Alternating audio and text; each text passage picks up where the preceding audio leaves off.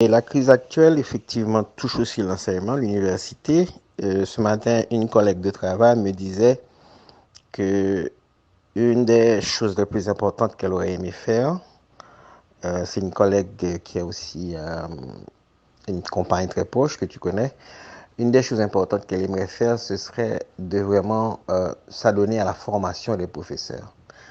Et cette crise, depuis plusieurs années, ne lui donne pas cette possibilité justement de former des professeurs.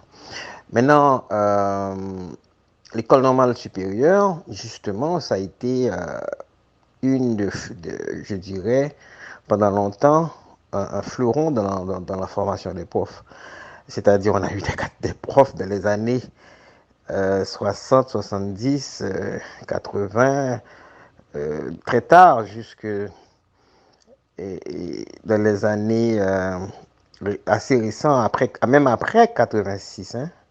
Donc, on a eu des professeurs qui étaient partis, qui sont revenus. Suzy Castor, Michel Hector, euh, d'autres qui étaient déjà sur place, Yannick Laens, etc.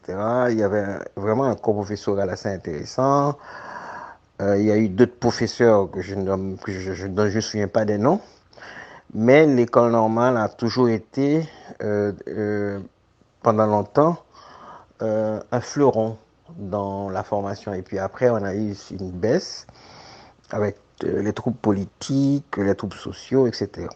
Les enfants qui n'avaient pas de bonnes salles, les étudiants qui étaient en grève en permanence parce qu'il y avait des bonnes raisons d'être en grève, certes, mais il y avait aussi souvent des questions politiques, etc.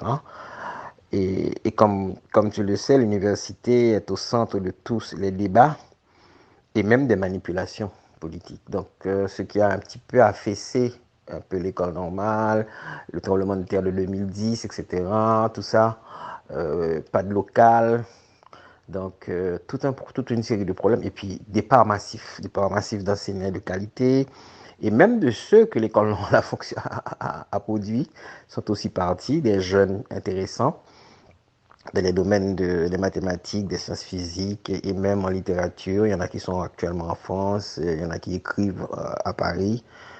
On en a connu deux ou trois qui sont passés chez nous. Donc voilà. Donc moi je dis que quand un pays perd son université, ce pays-là est décérébré. C'est-à-dire que c'est l'université qui souvent, dans les pays en crise, trouve les réponses.